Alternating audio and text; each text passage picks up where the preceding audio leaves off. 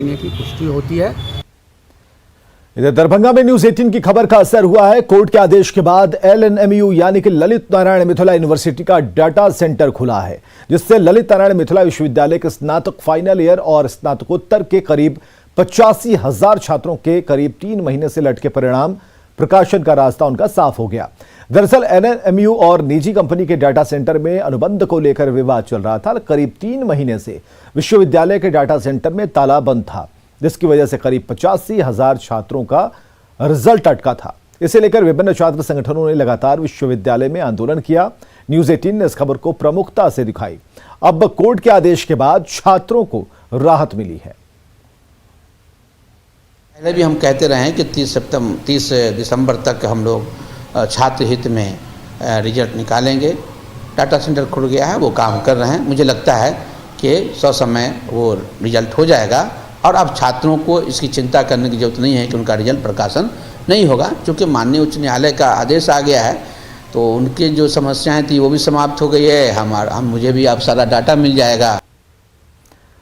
इधर बिहार में खेती में लागत को कम करने और किसानों को ज्यादा मुनाफा के लिए अब ड्रोन तकनीक का प्रयोग पर काम चल रहा है। पटना के पुनपुन में इलाके में इसका ट्रायल चल रहा है। ड्रोन की मदद से न सिर्फ दवा का छिड़काव किया जा सकता है, बल्कि कई और भी काम किए जा सकते हैं।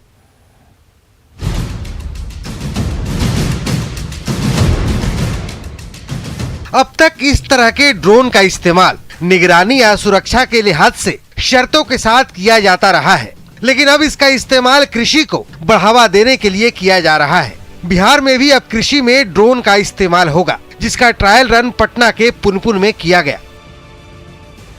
लेकिन ये एक नई शुरुआत बिहार में की जा रही है। कुछ वर्ष पहले भी बिहार सरकार ने इसकी इजाजत दी थी, लेकिन बाद में किसी कारण से यह सफल नहीं हो सका। लेकिन अब एक बार फिर से इसकी शुरुआत की गई है। कृषि कार्यों में अब ड्रोन का इस्तेमाल किया जाएगा। खेतों में दवा के छिड़काव से लेकर फसल की पूरी जानकारी ड्रोन के जरिए ली जाएगी। ड्रोन तकनीक के जरिए चिन्हित किया जाएगा कि खेत में लगी फसल कहां कमजोर है और किस ओर कीड़ों का प्रकोप है। छिड़काव के लिए खास तरह का ये ड्रोन देखिए, जो एक बार में 15 लीटर केमिकल भरकर लगभग 5 से 10 हेक्टेयर में छिड़काव कर सकता है। इस तकनीक से किसानों का समय और पैसे दोनों की बचत होगी, साथ ही उनका मुनाफा भी बढ़ेगा। ऑलमोस्ट इसमें सर 15 लीटर हम लोग केमिकल डालेंगे सर, और ये आपको स्प्रे करने के लिए यूज करेंगे। इसमें हम लोग जहाँ पर भी सर फंगस वगैरह लगा हुआ है प्लांट में, उसके लिए हम लोग उस एरिया में ही स्पेसिफिक एरिया में जाकर के स्प्रे करेंगे। एक बार में कितना एरिया कवर कर सकता है ये? अराउंड सर आपको 5 to 10 हेक्टेयर के अराउंड ये एक बार में कवर कर सकता है सर।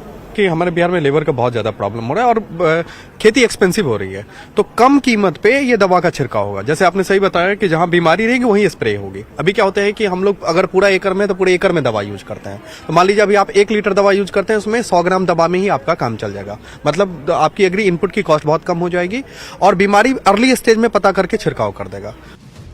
बिहार एग्रीकल्चर यूनिवर्सिटी को ड्रोन के इस्तेमाल की इजाजत मिल चुकी है। 13 जगहों पर ड्रोन स्टेशन खोले जाएंगे, जिसमें सबसे पहले मोकामा में ड्रोन स्टेशन खोला जाएगा। भारत सरकार के कृषि मंत्रालय ने ड्रोन के इस्तेमाल के लिए SOP भी जारी कर दिया है।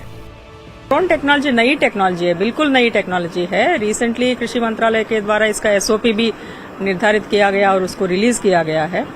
तो इसका प्रचलन होगा आगे जाके, पूरे देश में होगा और बिहार में मुझे खुशी है कि यहाँ पे देखने को मिल रहा है। जाहिर तौर पर इस नई तकनीक से किसानों का पैसा भी बचेगा और मुनाफा भी बढ़ेगा। पटना से न्यूज 18 के लिए शैलेंद्र कुमार की रिपोर्ट। समस्तीपुर में